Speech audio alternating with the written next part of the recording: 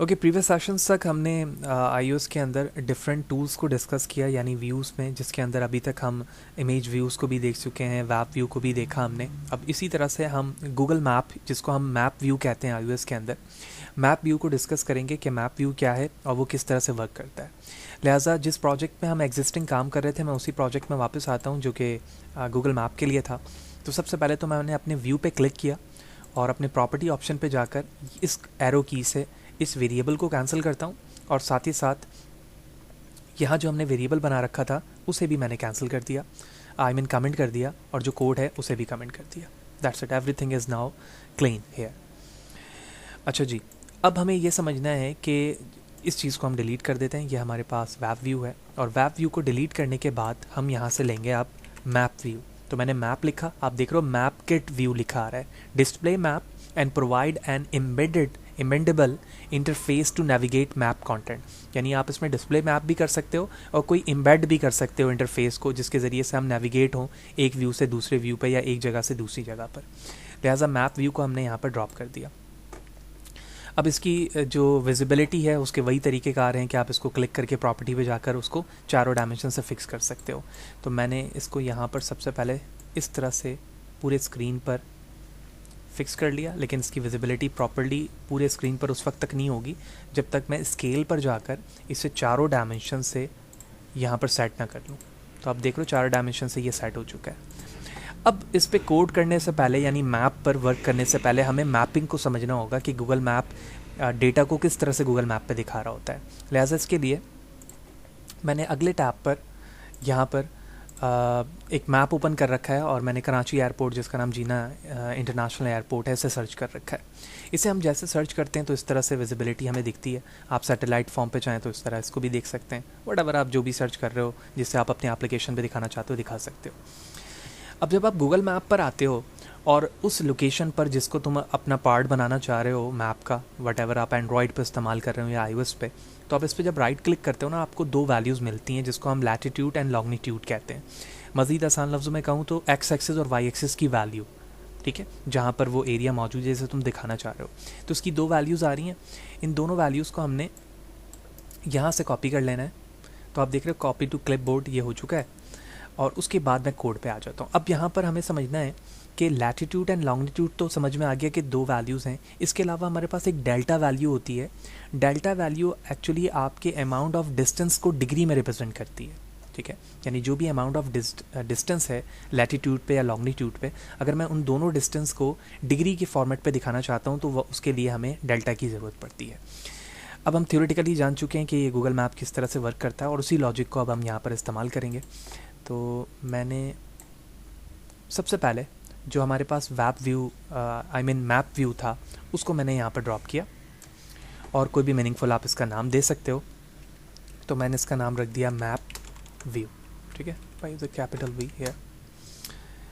अब इस map view को कोड करने के लिए या इसको इस्तेमाल करने के लिए हमें मैप किट को भी इंपोर्ट करना होता है, ठीक है। It's a built in library as like a UI kit. तो मैं टॉप पर आता हूँ, यहाँ लिखता हूँ इंपोर्ट मैप किट, ठीक है, तब क्योंकि मैप किट को यूज़ करते हुए हम विजुलाइज कर सकेंगे। वेरिएबल बना लिया मैंने मैप व्यू के नाम से।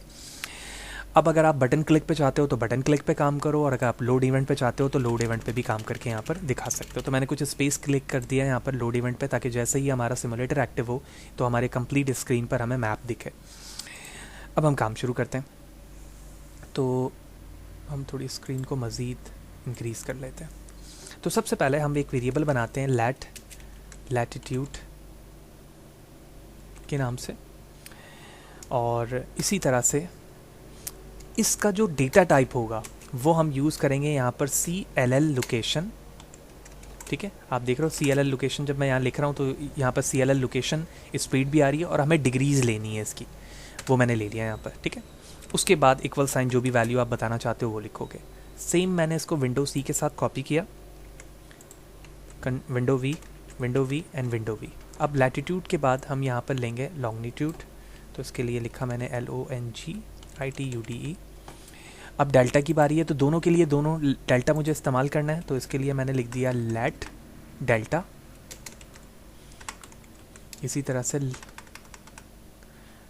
लॉन्गिट्यूड डेटा के लिए LON डेल्टा। ठीक है, दोनों जितने भी 4 वेरिएबल्स बनाए गए हैं उसके अंदर CLL लोकेशन डिग्रीज इस्तेमाल होगी। अब वापस आएंगे और वो 2 वैल्यूज़ हम कॉपी करने की कोशिश करेंगे जो वैल्यूज़ यहाँ पर आ रही थी। तो मैंने इस पर क्लिक किया तो आप देख रहे हैं कॉपी टू क्लिपबोर्ड हो गया। अब मैं यहाँ पर आके कोशिश करता हूँ कि दोनों वैल्यू हमें मिल जाए। बिल्कुल दोनों वैल्यू मिल गई। अब इससे मैंने क्लिक किया, विंडो X किया, यहाँ पर आके स्पेस के साथ विंडो V कर दिया, फिर इससे किया मैंने विंडो X और यहाँ पर आके मैंने विंडो V कर दिया। तो डेल्टा की वैल्यू अभी हम डिग्री वाइज काउंट नहीं कर रहे हैं क्योंकि उसका मैथ्स फार्मूला है कि डिस्टेंस को डिग्री में कन्वर्ट करना।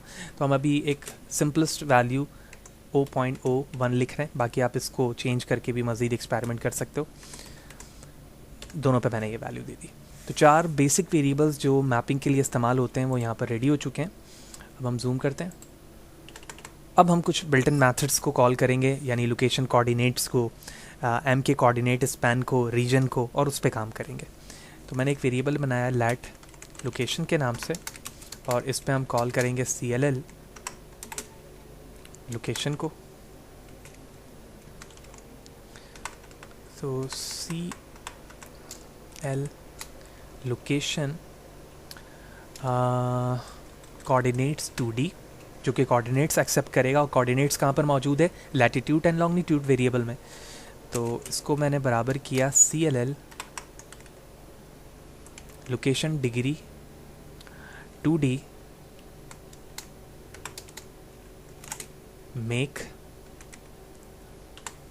और इसमें लैटिट्यूड एंड लॉन्गिट्यूड दोनों का नाम लिखना है हमें। तो वेरिएबल कॉल करूँगा मैं यहाँ पर latitude comma and then longitude, that's it।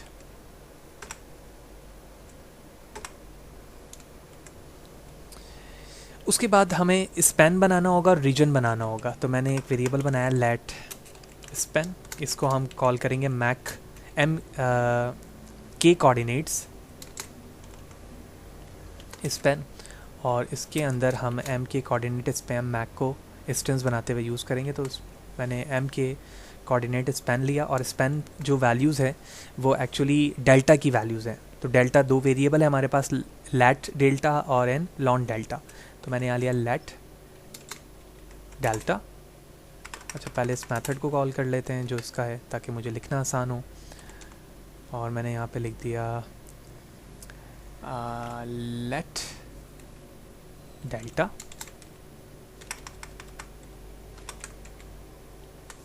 and then long delta, that's it। दोनों वैल्यूज़ हो गई, ब्रैकेट से बाहर आएंगे।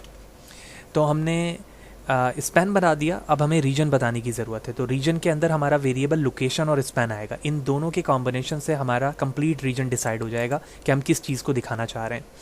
तो अब मैं वेरिएबल बनाता हूँ रीजन के नाम से, और मैंने कहा एम के कोऑर्डिनेट्स रीजन, और रीजन के इंस्टेंस के अंदर आप एम के कोऑर्डिनेट्स रीजन मेक कॉल करोगे। ठीक है, और उस पर आप देख रहे हो कि हमारे पास सेंटर कोऑर्डिनेट्स एक पैरामीटर और एक स्पैन है। दोनों के नाम क्या है? Location comma span. तो मैं लिखूँगा लोकेशन जो वेरिएबल है हमारा, और उसके बाद हमने लिख दिया यहाँ पर स्पैन, दैट्स इट। सारे वेरिएबल सेट हो चुके हैं। अब मैं मैप व्यू पर अपने रीजन को सेट कर दूंगा। ठीक है, क्योंकि लोकेशन भी बन गई, स्पैन भी बन गया और रीजन भी बन गया। तो अब हम लिखेंगे self dot map view dot set region, और सेट रीजन के अंदर हमारे पास सबसे पहले वेरिएबल रीजन आएगा जहाँ पर हमने रीजन को डिफ़ाइन किया है। और उसके बाद अगर आप एनिमेशन को यूज़ करना चाह रहे हो तो उसको कर दो, तो हम इसको ट्रू कर देते हैं। अगर नहीं करना चाह रहे हैं तो आप इसे फॉल्स करेंगे। अब कुछ टाइटल्स आएंगे, जैसे एम के एनोटेशन इस्तेमाल करना, उसके कोऑर्डिनेट्स दिखाना, टाइटल दिखाना, सब टाइटल दिखाना। तो इसके लिए मैंने यूज़ किया लेट एनोटेशन, और इस एनोटेशन वेरिएबल के लिए मैंने एम के कोऑर्डिनेट्स एनोटेशन प्रिंट को कॉल किया। तो एम के कोऑर्डिनेट mk पॉइंट एनोटेशन, और इसको इसी के इंस्टेंस के बराबर हम कॉल कर लेंगे। तो mk पॉइंट, ठीक है, दैट्स इट। अब हम यहाँ पर कोऑर्डिनेट्स बताएंगे। कोऑर्डिनेट्स कहाँ पे मौजूद है? वेरिएबल लोकेशन पे, जहाँ पर लैटिट्यूड एंड लॉन्गिट्यूड बताया गया है। तो हमने एनोटेशन के अंदर उसको फिक्स करना है। तो मैंने कहा एनोटेशन डॉट कोऑर्डिनेट्स, और ये बराबर है वेरिएबल लोकेशन के। उसके बाद आप टाइटल देना चाहते हो अपने जो आप पिन बना रहे हो एड्रेस का, कि ये जो एयरपोर्ट है ये एक्चुअल हमारा पिन एरिया है जिसको हम अपने वेब पर या अपनी एप्लीकेशन पे दिखाना चाह रहे थे। तो उसके लिए आप उसके टाइटल बताओगे। तो मैंने कहा एनोटेशन डॉट टाइटल, और टाइटल पे जो कुछ भी आपने लिखना है आप यहाँ पे लिख दो। तो मैंने लिख दिया फहद, या एयरपोर्ट वट जो भी लिखना है आप लिख सकते हो यहाँ पर। और इसी तरह से सेकंड एनोटेशन में सब टाइटल आप बताओगे। तो मैंने सब टाइटल लिखा,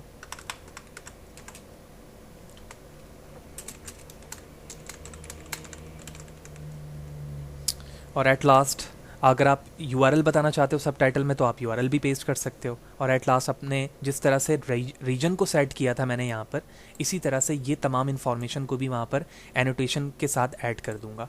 तो ऐड करने के लिए हम सेल्फ डॉट मैप व्यू पर आएंगे, यानी अपने मैप व्यू को कॉल करेंगे, और जिस तरह से रीजन ऐड करवाया इसी तरह से एनोटेशन भी ऐड कराऊंगा। तो ऐड एनोटेशन, और एनोटेशन के अंदर मैं अपने उस इंस्टेंस का नाम रख दूंगा जिसमें मैंने mk कोऑर्डिनेट एनोटेशन को कॉल किया, उस वेरिएबल का नाम यहाँ पर एनोटेशन। तो इस तरह से बेसिक लॉजिक यहाँ पर रेडी हो चुकी है। अब रीजन में mk coordinates, region mk coordinate region map location map, ठीक है। इसमें क्या एरर है? ओके, इम्यूटेबल मैप के कोऑर्डिनेट्स, इसको देखते हैं। ओके, बिल्कुल इसी तरह से जहाँ पर हमने रीजन को यूज़ किया है, स्पैम में मेक यहाँ पर यूज़ नहीं किया, तो हम यहाँ पर मेक को कॉल करेंगे ताकि जो मेथड्स हैं वो यहाँ पर प्रॉपर्ली आ जाएं। और उसके बेस पर मैंने इसे यहाँ से मूव किया, और नाम रहने दें, कोई इशू नहीं है, लेकिन मैंने हटा दिया क्योंकि मैंने मेक को ऐड किया था। तो लेट डेल्टा भी यहाँ पर आ गया और लॉन्ग डेल्टा भी यहाँ पर आ गया। उसके बाद हमारे पास रीजन था जिसमें mk कोऑर्डिनेट रीजन को हम इस्तेमाल कर रहे हैं, जो कि mk कोऑर्डिनेट रीजन मैक की तरफ जा रहा है, जिसमें लोकेशन और हमने स्पेन लिया हुआ है। तो इक्वल साइन यहाँ यूज़ किया हुआ है, कॉलन यूज़ करेंगे, और ये चीज़ यहाँ पर मिस हो रही थी, इक्वल साइन हमने आगे प्रेस किया, और इस तरह से लॉजिकली वे पे हमारा मैप रेडी हो चुका है। मैं सिमुलेटर को ऑफ़ करता हूँ और उसके बाद दोबारा एक्टिव करके हम देखते हैं कि हम किस तरह से इस एयरपोर्ट के मैप को अपने यूआई पे देख सक रहे हैं। ठीक है, लेट्स सी। तो सिमुलेटर सामने आप देख रहे हो, सिमुलेटर रन हुआ। रन होने के बाद ये मैप को according to the x axis और वाई एक्सिस इंपोर्ट कर रहा है, और इस तरह से बिल्कुल उसी एयरपोर्ट का जो व्यू है वो यहाँ पर आना शुरू हो चुका है। और ये जो पेन है ये एक्चुअली वो एनोटेशन है जिस पे जब आप क्लिक करते हो या होवर करते हो तो वो इन्फॉर्मेशन आना शुरू हो जाएगी जो आपने यहाँ पर लिखा है। ठीक है, it's now under process I think. ठीक है, आप देख रहे हो फहद एंड फादुद्दीन CS आना शुरू हो गया। तो ये वो रीजन जाहिर कर रहा है कंप्लीट जो हम यहाँ पे देख रहे हो। और इसी तरह से मैं मैप को यहाँ से ड्रैग भी कर सकता हूँ, जैसे तुम देख रहे हो कि ड्रैग करते हुए। तो इस तरह से सक्सेसफुली हमने देखा कि लेस नंबर ऑफ कोड मैं इसको कह सकता हूँ, क्योंकि इसमें क्रिटिकल कोड यहाँ पर मौजूद नहीं है। हमने सिर्फ लोड इवेंट पे कॉल किया है। आप चाहें तो बटन क्लिक पे भी इसको कॉल कर सकते हैं, जिसमें हमने latitude and longitude including delta value को यूज़ करते हुए रीजन डिसाइड किया, लोकेशन डिसाइड की, और उसमें एनोटेशन ऐड करके उसको फाइनली विजुलाइज करवाया।